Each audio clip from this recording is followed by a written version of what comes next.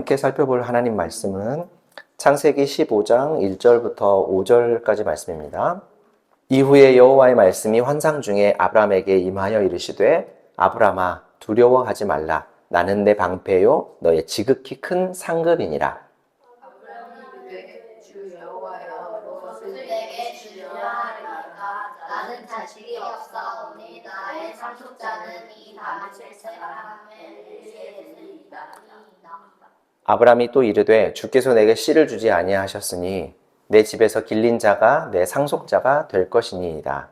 여호와의 말씀이 그에게 임하여 이르시되 그 사람이 내 상속자가 아니라 내 본을 가진 자가 내 상속자가 되리라. 함께 읽습니다. 그를 이끌고 밖으로 나가 이르시되 하늘을 우러러 뭇별을 셀 수 있나 보라. 또 그에게 이르시되 내 자손이 이와 같으리라. 아멘. 여러분 한 주간 잘 지내셨습니까? 네. 우리가 요 며칠 우리 사회가 큰 혼란과 좀 위기를 경험했죠. 민주주의가 깊이 뿌리를 내린 21세기 대한민국 사회에서 비상계엄이 선포가 되고 국민의 자유와 안전을 위협하는 일이 벌어지는 것을 보면서 참 충격과 슬픔을 느끼는 시간이었던 것 같아요. 헌법적 가치가 무너지고 많은 사람들이 두려움에 떨었던 시간이었던 것 같습니다. 저는 목사로서 강단에서 특정 정당을 지지하거나 비판하는 일을 하지 않으려고 해요. 강단에서는 적어도 하나님의 말씀만 온전히 전해져야 한다라고 생각하는데 그 이유는 하나님의 말씀만이 인간의 의견을 초월하는 진리이기 때문이죠. 하지만 이번 사건은 단순히 정치적인 입장의 문제가 아니라 헌법적 가치와 국민의 권리를 훼손하는 심각한 문제였다고 생각해요. 미가서 6장 8절 말씀을 보면 정의를 행하고 사랑을 실천하며 하나님과 동행하는 삶을 살아야 한다라고 하나님의 백성들의 삶의 모습, 삶의 가치, 삶의 태도를 설명해주고 있는데 우리 일상 속에서 작은 실천을 통해서 하나님의 정의가 그리고 하나님의 평화가 이루어지도록 노력해야 하는 것이 그리스도인의 온전한 태도라고 생각합니다. 다시는 과거의 아픈 역사가 반복되지 않도록 우리가 기도하고 또 주님께서 이 땅을 회복시키시고 우리를 정의와 사랑의 도구로 사용하시기를 기도할 수 있었으면 좋겠어요. 그리고 함께 이 길을 걸어가기를 주님의 이름으로 축원합니다. 여러분, 기다림이라는 말을 들으면 어떤 생각, 혹시 어떤 감정이 떠오르시는지 궁금해요. 설레임, 궁금함, 혹은 초조함, 짜증? 아마 기다림은 이 모든 감정을 아우르는 복합적인 경험일 거라 생각해요. 처음에는 어때요? 기다림 앞에 처음에는 설레임이 생기고요. 또 시간이 지나면 궁금증도 생깁니다. 또 그리고 시간이 지나서 그 시간이 기다리는 시간이 길어지면 길어질수록 초조함도 생기고 나중에 가면 짜증이 밀려올지 몰라요. 이는 우리가 기다림에 익숙하지 않은 시대를 살고 있기 때문이 아닐까 하는 생각을 해봐요. 요즘 우리가 많이 쓰는 카톡 메시지 하나에도 우리는 굉장히 민감하잖아요.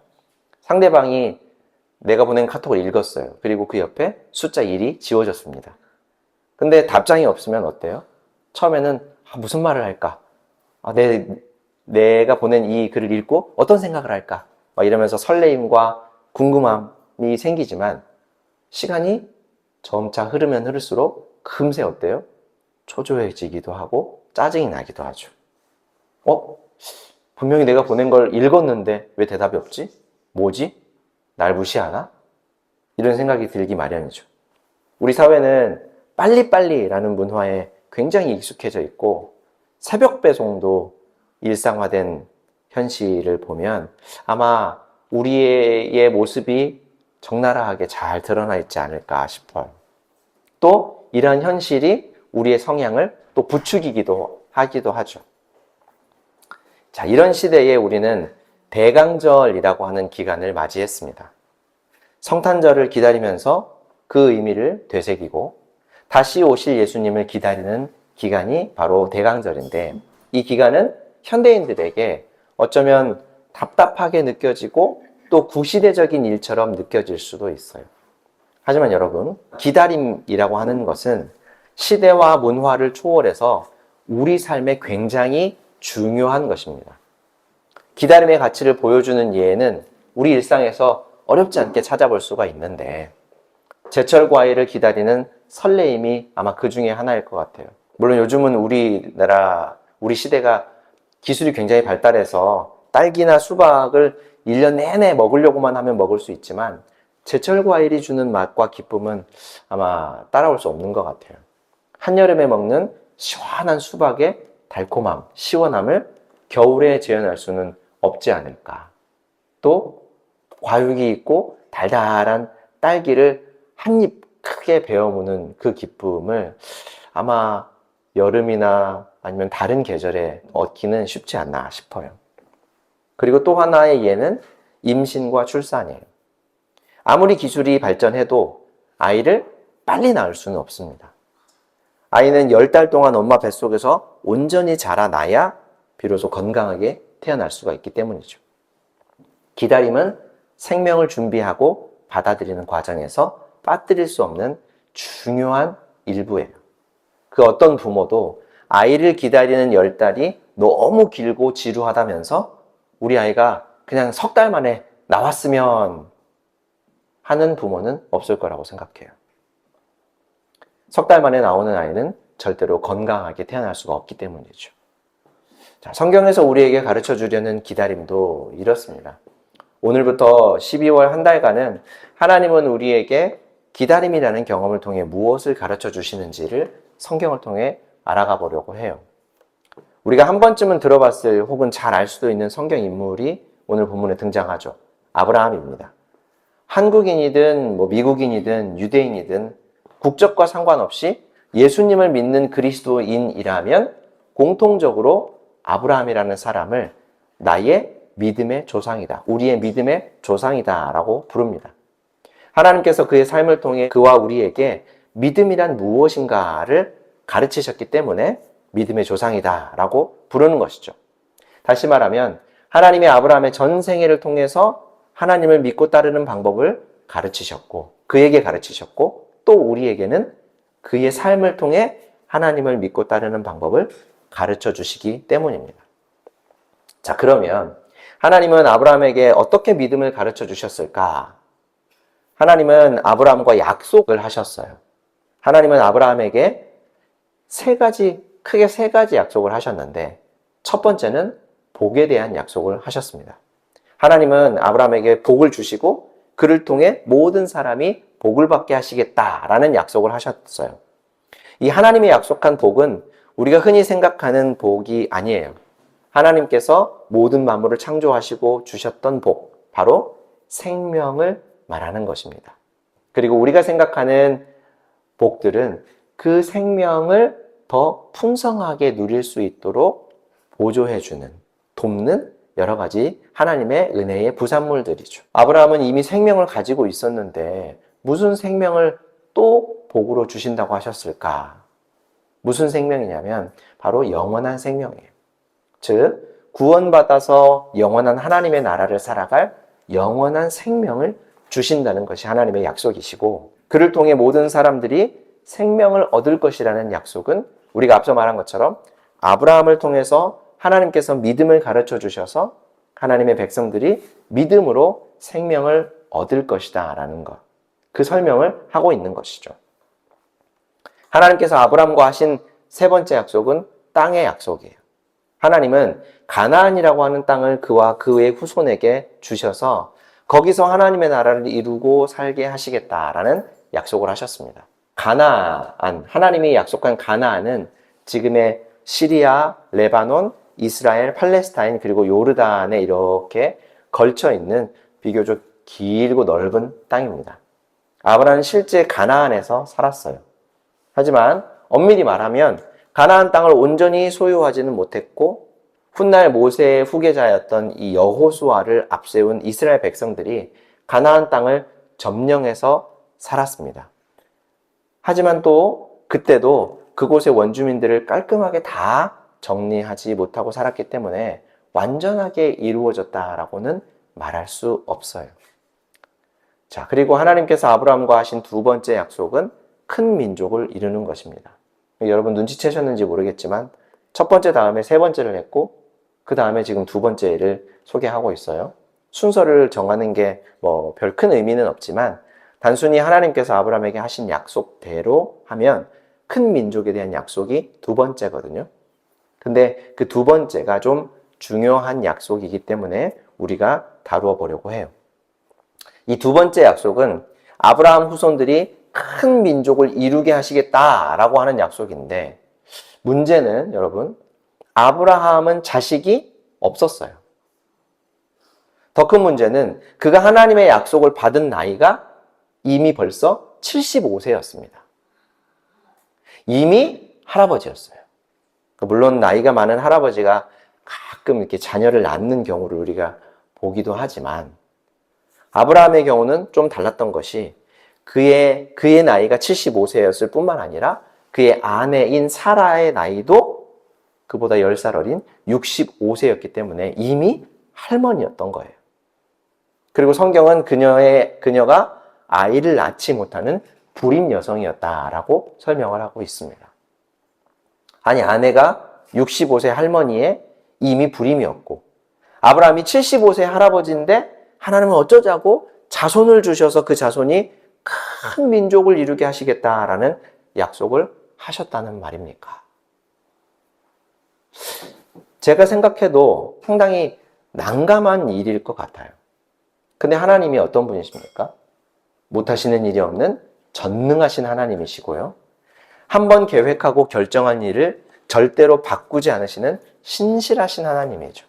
또 실없는 말을 하는 일이 없고 하신 말씀, 하신 약속은 반드시 지켜내시는 진실한 하나님입니다. 하나님은 그런 자신을 아브라함에게 알게 하시고 믿게 하시려고 약속이라고 하는 것을 하셨던 거예요. 자, 그런데 그의 삶을 보면, 아브라함의 삶을 보면 하나님에 대한 믿음이 생기기가 꽤 힘들었을 것 같아요. 왜냐하면 기다림 때문이에요. 아브라함은 하나님에게 약속을 받은 후에 꽤나 오랜 시간 기다려야 했습니다. 기다림 하면 설렘, 궁금증이 생기지만 이내 어떤 감정이 든다고 그랬어요? 초조함, 짜증이 밀려오게 되죠. 시간이 길어지면 길어질수록 초조함과 짜증은 더 커져만 갈 거예요. 눈덩이처럼 불어나겠죠. 아브라함은 처음 75세에 하나님의 약속을 받고 10년 정도가 지날 때까지도 자식이 없었어요. 엎친 데에 덮친 격으로 아브라함이 죽을 위기에 처했던 일이 있었습니다. 창세기 14장을 보면 아브라함의 조카 롯이라는 사람이 나오는데요. 롯. 어느 날 롯이 살던 동네에 군대가 쳐들어왔어요. 그리고 롯은 그만 그 군대에게 포로로 잡혀가고 말았습니다.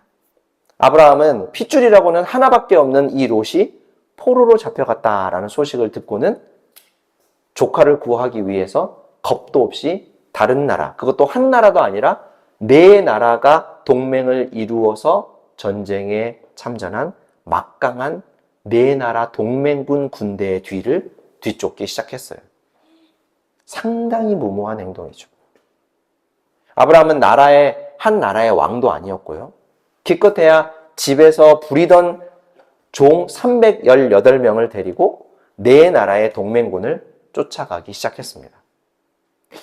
목숨을 포기한 것 아니냐라고 생각해도 크게 틀린 말이 아닌 것 같아요. 근데 어찌된 일인지 아브라함은 조카 롯을 구한 것은 물론이고 전리품까지 얻어서 그리고 포로로 잡혀갔던 다른 여러 사람들까지 전부 다 되찾아서 돌아올 수 있었습니다.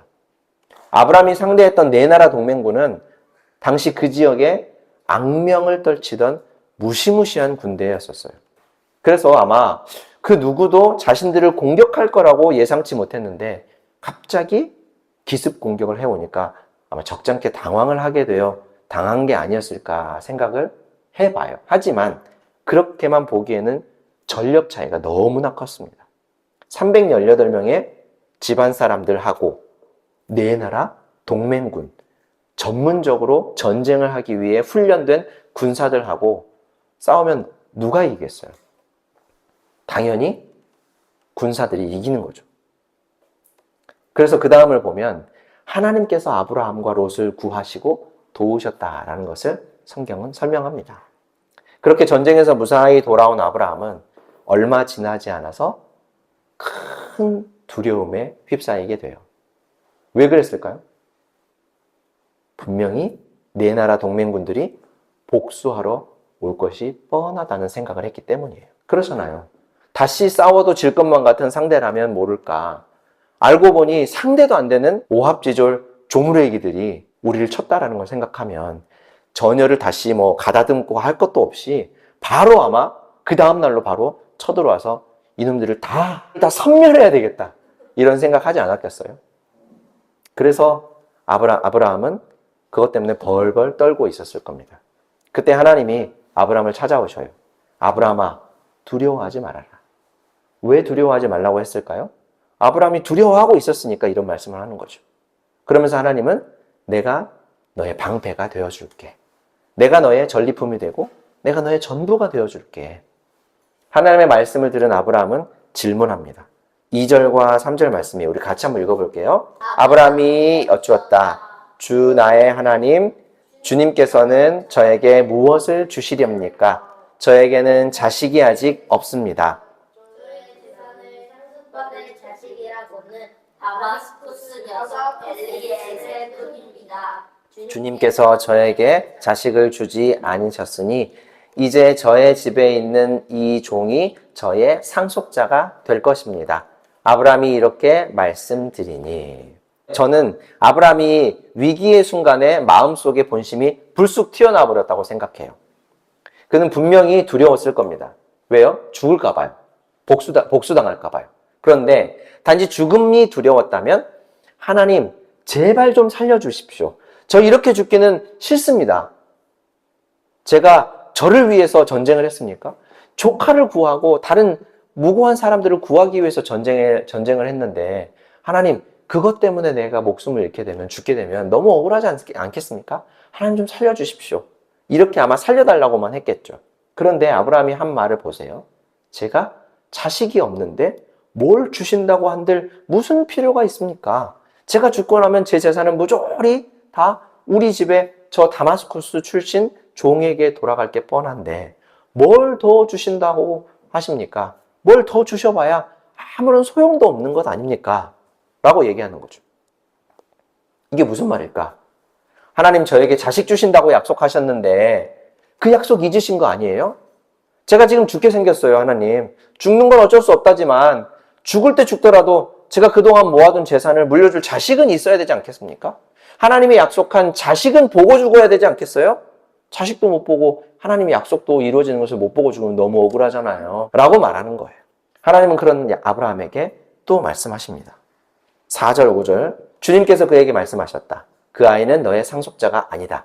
너의 몸에서 태어날 아들이 너의 상속자가 될 것이다. 주님께서 아브라함을 데리고 바깥으로 나가서 말씀하셨다. 하늘을 쳐다보아라. 내가 셀 수 있거든 저 별들을 세어보아라. 그리고는 주님께서 아브라함에게 말씀하셨다. 너의 자손이 저 별처럼 많아질 것이다. 아니 한 명도 없는데 하늘의 별들처럼 수많은 자식들을 주시겠다라는 하나님의 말씀을 믿을 수 있겠어요? 못 믿겠죠. 그런데 이로부터 정확하게 15년 후에 하나님은 아브라함에게 아들을 주십니다. 잘못 들었나요? 그로부터 정확하게 10달 후에 아들을 주신 것도 아니고 그 뒤로 지금껏 10년이 흐르고 나서 또 15년이 흐른 이후에 하나님이 아들을 주셨어요. 아브라함이 몇 살? 100살. 사라가 90살이 되었을 때 하나님은 이삭이라는 아들을 아브라함 부부에게 주십니다. 자, 오늘 설교 제목을 제가 희망 고문인가 아니면 선물인가 이렇게 정해봤어요. 희망 고문은 여러분이 아시는 대로 큰 기대를 갖게 해놓고 끝끝내 들어주지 않는 어떤 상황을 일컫는 말이죠. 예를 들어서 크리스마스 선물로 제일 받고 싶은 거, 여러분 돈 생각하지 말고 여러분이 생각하는 거 원하는 것 중에 제일 비싼 걸로 한번 골라보세요. 이렇게 얘기해 놓고, 아파트? 이렇게 얘기를 해 놓고, 올해 크리스마스는 아니고, 내년에. 그리고 내년에 가서는, 내년에. 그리고 그 다음 해에 가서는 또 내년에. 그렇게 차일피일 미루다가 끝끝내 안 사주는 걸 보고 희망 고문이라고 하겠죠. 긴 기다림 속에서 아브라함은 하나님의 약속이 희망 고문처럼 느껴졌을지 몰라요. 하지만 결과적으로 그의 기다림은 희망 고문이 아닌 커다란 선물로 다가왔던 겁니다. 하나님께서는 아브라함에게 아들 이삭을 주셨고요. 그 이삭을 통해 이스라엘 민족이 탄생하게 됩니다. 결국 그 민족을 통해 예수 그리스도가 이 땅에 오셨죠. 하나님의 약속은 때로는 지루한 기다림을 요구하게 하지만 그 기다림은 결코 헛되는 일이 없어요. 10달 동안의 기다림 끝에 건강한 아이가 태어나는 것처럼 하나님의 약속은 우리가 예상하는 것과는 다른 시간이 필요한지 몰라요. 하지만 분명한 것은 반드시 이루어진다라는 겁니다. 아브라함에게 주셨던 하나님의 약속이 이루어진 것처럼 반드시 하나님의 약속은 이루어집니다. 마치 엄마 뱃속에서 10달 동안을 꼬박 자라야만 예쁜 아기가 건강한 모습으로 태어나는 것처럼 하나님의 약속도 반드시 거쳐야 할 기다림의 시간이라고 하는 것이 필요하다는 거죠. 아마 어떤 어리석은 사람도 아이가 10달 동안 엄마 뱃속에 있는 것을 희망 고문이라고 얘기하는 사람은 없을 거라고 생각해요. 왜요? 아무리 그 기간이 지루하고 오래되는 것처럼 느껴질지라도 분명히 10달이 지나고 나면 아이는 태어날 것이기 때문이고 10달이라는 시간을 기다려야만 그 아이가 건강하게 태어날 수 있기 때문이죠. 마치 작은 눈 뭉치를 눈 위에서 굴리고 하면 점점 커다란 눈덩이가 되는 것처럼 하나님의 약속도 반드시 이루어질 것을 믿음으로 기다리면 커다란 선물로 주어지는 것과 같은 원리입니다. 자, 그러면 우리가 기다리는 하나님의 약속, 하나님의 선물은 무엇입니까? 바로 예수 그리스도입니다. 아니, 예수님이 어떻게 우리에게 선물이 될 수 있습니까? 하나님의 나라를 살아갈 영원한 생명을 우리에게 주시는 분이 바로 예수님이기 때문에 예수님은 우리에게 선물입니다. 예수님께서 이 땅에 오셔서 우리를 구원하신 날이 바로 성탄절이기 때문에 우리는 성탄절을 기다리는 거죠. 산타 할아버지 선물도 좋고 성탄의 즐거운 분위기도 좋지만 그것보다 우리에게 영원한 생명을 주신 예수님이 오신 날이라서 우리는 성탄을 그렇게도 기다리는 것이죠. 자, 사랑하는 성도 여러분, 우리가 대강절을 지키면서 기다리는 분은 바로 예수님이에요. 예수님은 단순한 선물이 아니라 우리에게 영원한 생명을 주시는 하나님의 가장 큰 선물입니다. 아브라함의 기다림이 결국 이스라엘 민족과 예수님의 탄생으로 이어졌던 것처럼 우리의 기다림도 반드시 열매를 맺게 될 거예요. 예수님을 기다리는 이 시간이 답답함이나 짜증이 아닌 설레임과 기대의 시간이 되기를 바랍니다. 하나님께서 약속하신 구원과 영원한 생명은 이미 예수님을 통해서 시작되었으며 그의 다시 오심으로 완성될 거예요. 함께 이 기다림의 여정을 설레는 기대감을 가지고 걸어가면서 하나님의 큰 기쁨을 은혜로 함께 누릴 수 있기를 주님의 이름으로 축원합니다. 거룩하신 하나님 우리 아버지, 오늘도 주의 은혜 알게 하시니 참으로 감사합니다. 아브라함에게 오랜 시간 기다렸던 것이 하나님의 큰 선물로 주어진 것을 보면서 그에게 하나님이 어떤 믿음을 가르치시고 하나님이 기다림을 통해 아브라함에게 어떤 믿음의 삶을 가르치셨는지를 보면서 우리도 우리에게 주어진 시간들 속에서 이 기다림의 시간이 답답함이나 짜증이 아닌 설렘과 소망의 시간으로 변할 수 있게 하여 주옵소서. 하나님께서 약속하신 구원과 영원한 생명, 정의와 공의가 하수처럼 흐르는 영원한 하나님의 나라의 그 영광, 그 삶을 우리가 하루하루 믿음으로 기다리면서 살아갈 수 있도록 은혜를 베풀어 주옵소서. 그래서 훗날 우리 주님 앞에 서는 그날, 우리 주님이 우리에게 오시는 그날에 하나님을 높여 부르면서 기다렸던 이 모든 순간이 하나님의 은혜였다고 고백할 수 있는, 찬양할 수 있는 우리가 되게 하여 주옵소서. 예수님의 이름으로 기도합니다. 아멘.